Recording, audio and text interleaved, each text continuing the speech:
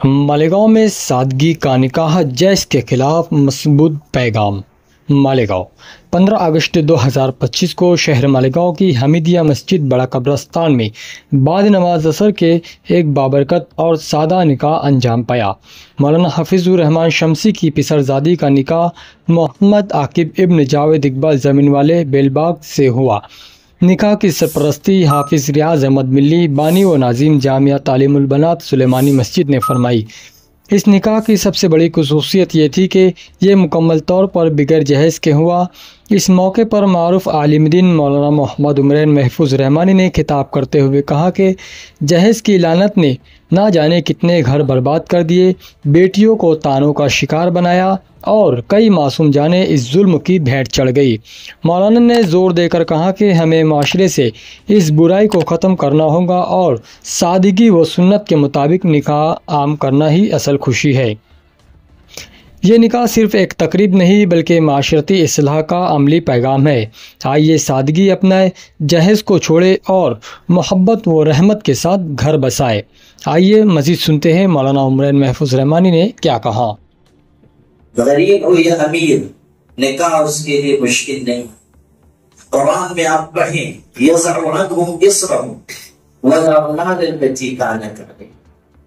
कि ये पैगंबर ऐसे हैं कि तशरीफ लाए हैं ताकि उन जंजीरों और बेड़ियों को काट दे जो लोगों ने अपने ऊपर लाद दी।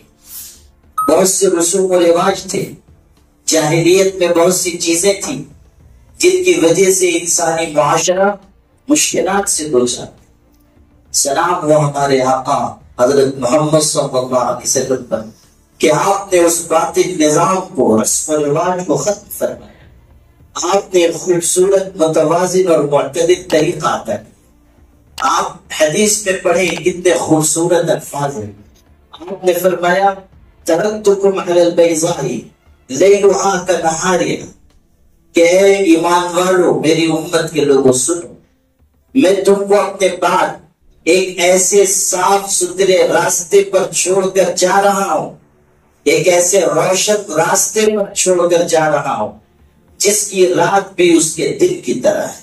अल्फाज देखिए, लैलुहा कनहारिहा, उसकी रात भी उसके दिन की तरह। आपने समझा कि इसका मतलब क्या है? मफहूम ये है कि दुनिया के हर निजाम में कुछ सही होगा, कुछ गलत होगा, कुछ ऐब होगा, कुछ हुनर होगा, कुछ खूबी होगी, कुछ खामी होगी, कोई पहलू मुस्बत होगा, कोई मनफी होगा। अगर उसमें अच्छाई है तो बुराई भी होगी, लेकिन दुनिया का सिर्फ एक निजाम ऐसा है जिसमें अच्छाई ही अच्छाई है, बुराई का नामो निशान नहीं।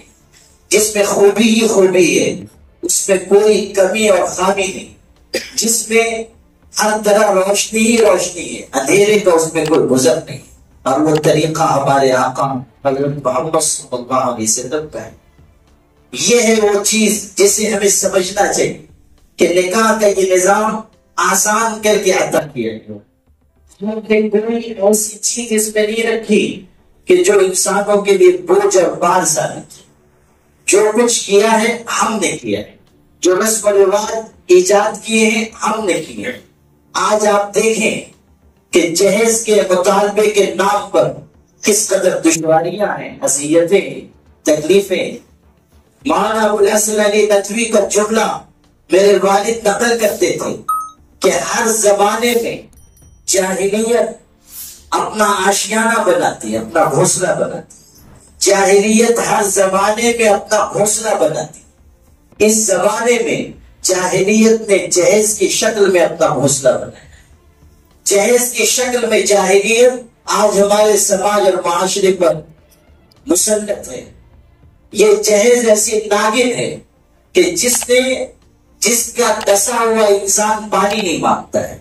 कितनी बच्चियां हैं जिनके घर उजड़ गए, कितने खानदान हैं जो बर्बाद हो गए सिर्फ इसी जहेज के मुतालबात की वजह से।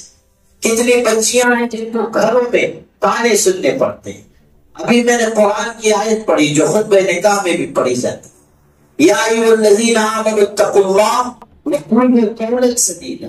अल्लाह से डरो, हमेशा साफ सुथरी सच्ची बात अपनी जुबान से निकाला करो। मुफस्सिरीन ने लिखा है کہ یہ جو قول سدید کی بات کہی گئی ہے اس کا مطلب ہے هو القول الحق، هو القول الصواب، هو القول الجامع لكل خیر۔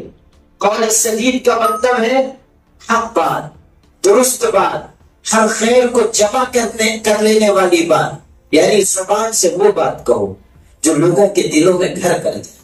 ایسی بات نہ کہو جو کسی کو اذیت دے، تکلیف پہنچائے، کسی کا دل توڑ دے، رشتے میں دراڑ پیدا کرے۔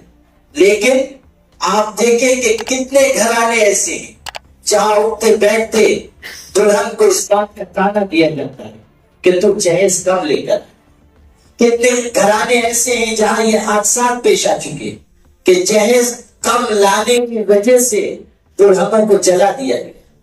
کتنے ایسے گھرانے ہیں کہ جہاں بچیاں بیٹھی ہوئی ہیں صرف اس وجہ سے کہ ان کے ماں باپ کے پاس جہیز کا انتظام نہیں۔ جو لوگ وسعت والے ہیں وہ تو انتظام کر کے اپنی بیٹیوں کا نکاح کرتے رہے، لیکن جو غریب ہیں، جو لانے جمی کے بھی محتاج ہیں، ان کے لیے بچیوں کو گھر سے رخصت کرنا آسان کام نہیں ہے۔ یہ جو جہیز کے بڑھتے ہوئے مطالبات ہیں اس نے نہایت دشواریاں کھڑی کی۔ پہلے بھی تو یہ ہوتا تھا کہ لوگ جہیز میں ٹی وی مانگتے تھے، جہیز میں بائک مانگتے تھے۔ اب تو صورتحال یہ ہے کہ لوگ جہیز میں جہاز مانگنے لگے کہ آپ کو جہیز میں جہاز دے دوں۔ یہ صورتحال پیدا ہو گئی، دشواری ہر دن بڑھ رہی ہے۔ یہ مسئلہ کم ہونے اور گھٹنے کے بجائے مزید بڑھتا چلا جا رہا ہے۔ جن کے اوپر بیتتی ہے ان سے پوچھئے۔ میں خانقاہ میں بیٹھتا ہوں، سینکڑوں لوگ آتے ہیں، اپنے مسائل بیان کرتے ہیں، دشواریاں اور الجھنیں بیان کرتے ہیں۔ آپ کو کل کی بات میں بتاتا ہوں، ایک شخص آئے ہوئے تھے بمبئی سے، ان کے گھر میں دشواریاں ہیں، بہت وسعت والے آدمی بھی نہیں ہیں، بمبئی میں نکاح کرنا بہت مشکل ہے۔ تو ان کی 3 بیٹیاں ہیں، رشتہ لگا بہت مشکل کے بعد ٹوٹ گیا، دوسری بیٹی کا رشتہ لگا ٹوٹ گیا، مسائل پیش آئے۔ کل اپنی دشواریوں بیان کر رہے تھے مجھ سے، کہتے ہوئے رو پڑے اور اپنی بیٹیوں کی ایک بات نقل کی جس کی وجہ سے میرا دل زخمی ہو گیا۔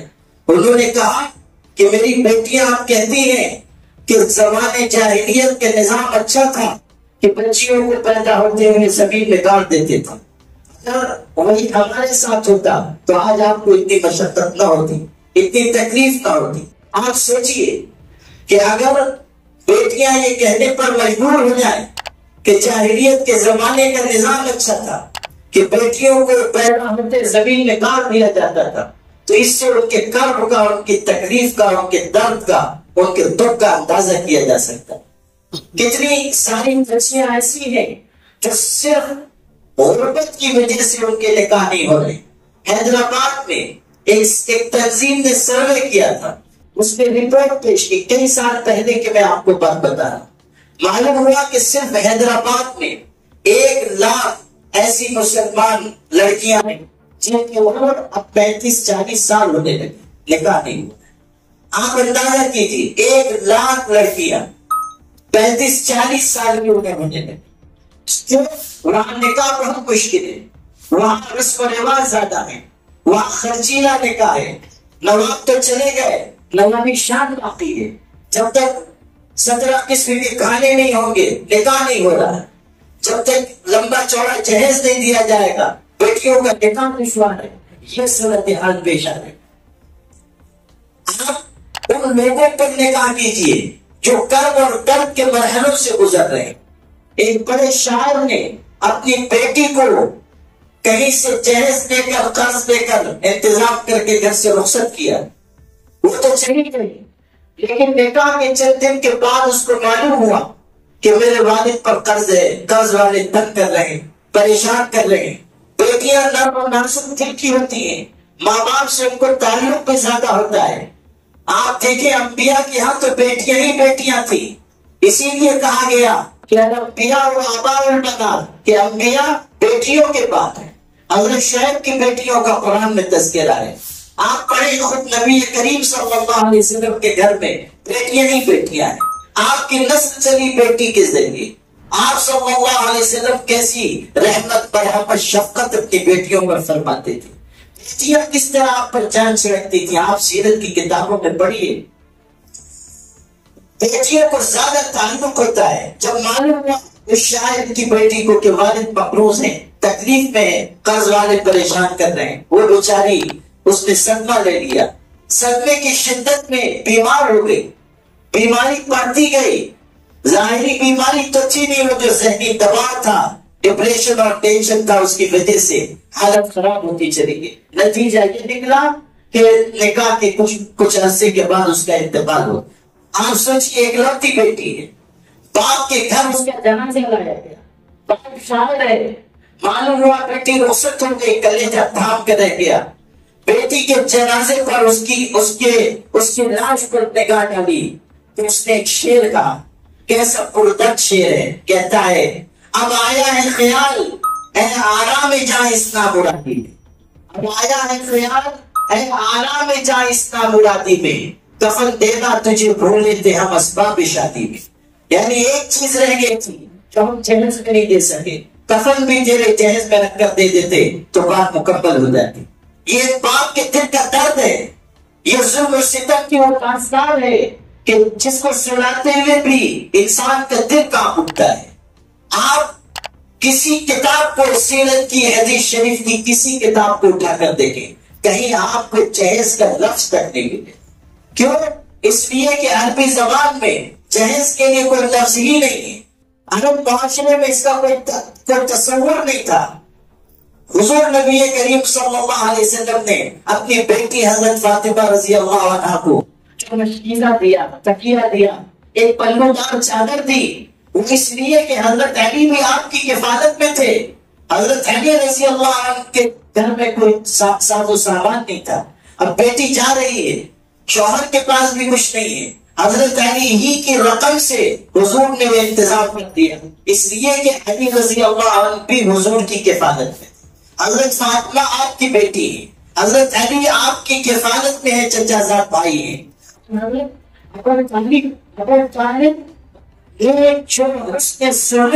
حضور نبی کریم صلی اللہ علیہ وسلم کے ساتھ کیا تھا. یعنی حضور کے والد اور دادا کی وفات کے بعد آپ کی پرورش کی تھی.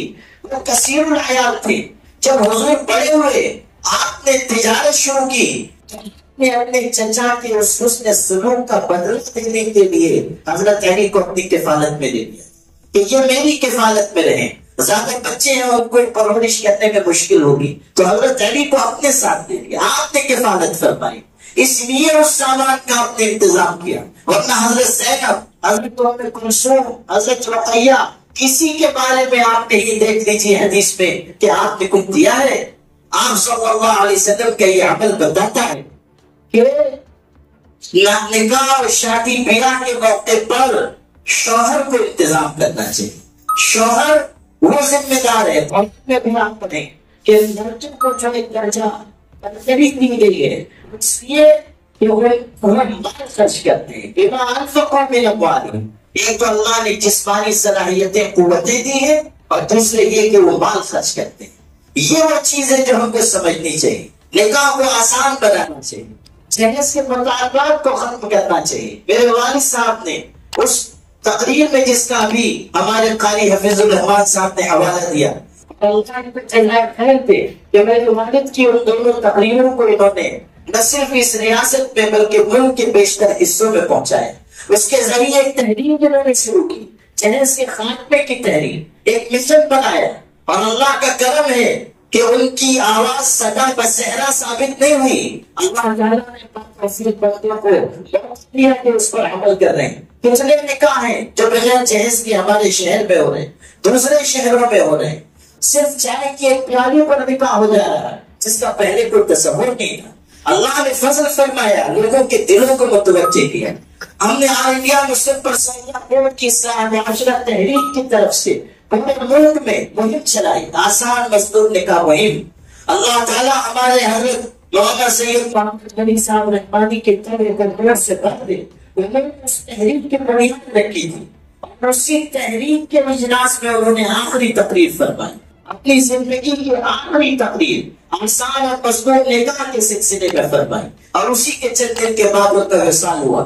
اللہ تعالیٰ ان کو غریب رحمت فرمائے، یہ ہمارے بزرگوں کا تھا جس کو ہمیں آگے بڑھانا ہے. اور قاری حفیظ الرحمان صاحب کی خصوصیت ہے کہ وہ اس سلسلے میں محنت کر رہے ہیں، کوشش کر رہے ہیں، آواز لگا رہے ہیں، تحریریں شائع کر رہے ہیں، تقریروں کے ذریعے فضا بتا رہے ہیں، علماء اکابر کو اس جانب متوجہ کر رہے ہیں. لیکن ان کی ہے اور اس کے ذریعے تو خیر عام ہوگا. اللہ تعالیٰ اس کی برکت سے ان کی نسلوں کو نوازے گا. اللہ تعالیٰ اپنے کرم سے آج کے ہونے والے نکاح کو بے انتہا قبول فرمائے، اس میں خیر و برکت عطا فرمائے. اللہ تعالیٰ اپنے کرم سے، اپنی رحمت سے ہمارے معاشرے میں آسان نکاح کو رواج دینے کی ہمیں توفیق عطا فرمائے. وآخر دعوانا الحمدللہ.